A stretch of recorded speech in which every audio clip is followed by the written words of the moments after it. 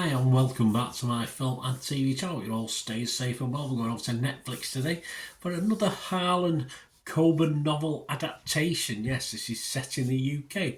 So we're going to have a look at something called Fool Me Once. Please, if you're new to the channel, push that subscribe button, push the bell notifications, everything film and TV reviews, information, vlogs, series reviews and film reviews like this. So previews, coming soons, lots of different things, TV guides. A bit of an eclectic mix, so hopefully you like what I try and do.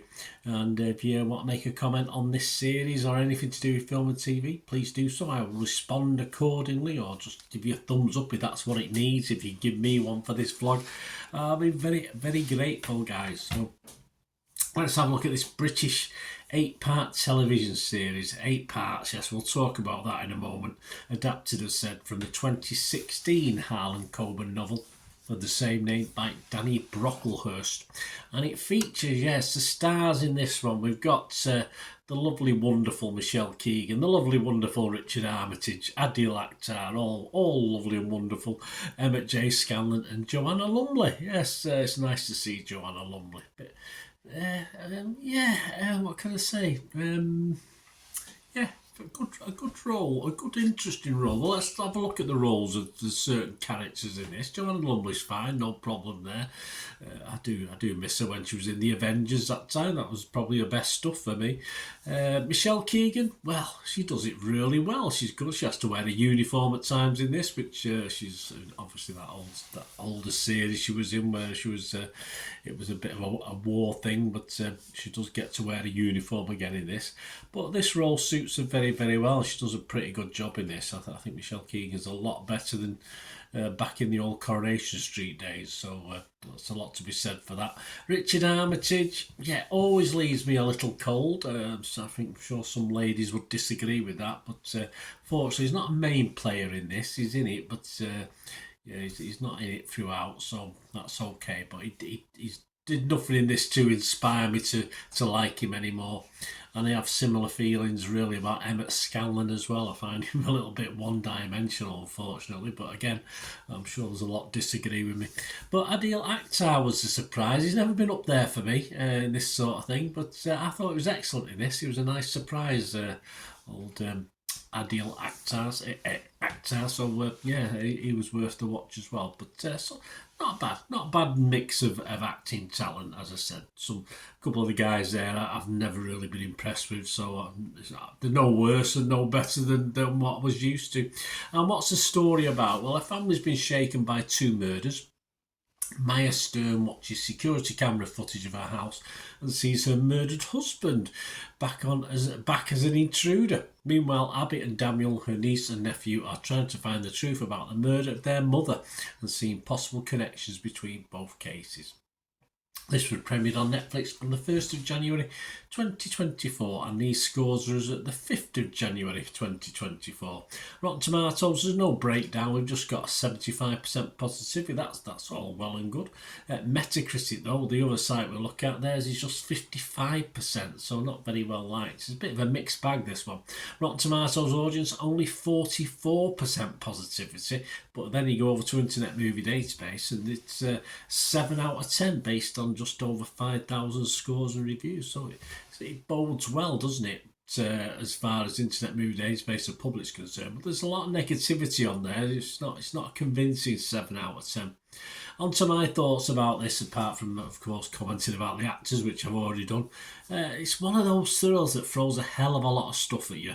It can be hard to keep track. I mean, I binge watched it. I'm not going to say I was 100% sat there fully focused, but it was difficult for me and my old brain staying track of what was all different things going on at the same time, different names, getting to recognise whose name was being mentioned, and it's great when they have a board in the police station, you get pictures of people. That's the best bit, because it reminds me of what's going on, but it does throw a lot of stuff at you. Some a bit daft, as you expect. But hey, I watch these as entertainment. I don't watch these to be educated as far as how police go on about the business, etc., etc.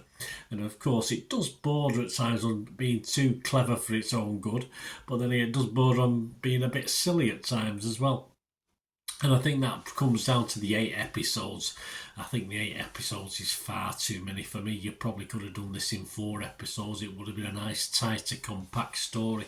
That helps. What helps it really is some nice chemistry between the characters, which help you stick with it at times. But it is one of those, I tend to think I might have put this down a little bit if I wasn't going to do a review on it. There's lots of mini flashbacks as well, little sort of like little nightmares and stuff like that. I just found them generally a bit unhelpful and became a little bit annoying rather than helping. Fewer flashbacks and longer ones would have been more effective to tell, obviously, the old story as well, which is involved. Fortunately, as I did begin to tie just a little bit and reach for that off button, episodes 7 and 8 came along and lifted the whole series for me again, made it a bit more interesting as we start to tie up a few loose ends and get to know the nitty gritty.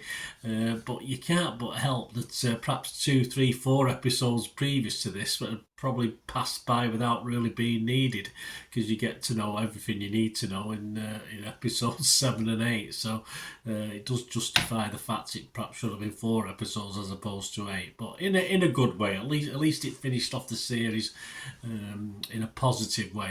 And say yes, it is a bit silly at times, but as entertainment, I think it hits a spot just enough over the length of it, despite the running time.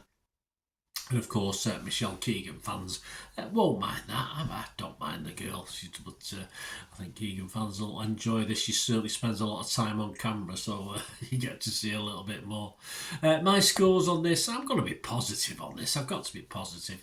I would be fresh on Rotten Tomatoes, and I think if it was sort of scoring it for 8 episodes as opposed to 4, I think the scores would have been a lot higher. I mean, I might even be mixed perhaps on Metacritic. I said positive there, but the fact it was 8 episodes, I might have been a little bit mixed on this. But it was the actual conclusion to the thing that rated it for me a positive. And overall, yes, I'm going to give it a 6.5 out of 10, which is only 0.5 down on what the Internet Movie Database is saying. But there's a lot of criticism out there for this, but pure entertainment, as I said, could have been a lot shorter, but by the end, it's sort of interesting end. I enjoyed the end as well, which is nice. It sort of finished it off, and a little bit of a twist for me. I didn't quite expect what was going to happen, so all well and good. 6.5 out of 10. Let me know what you think, guys. Great to hear from you. So we meet again. That's one thing, don't I? Please stay safe, everyone. Bye for now.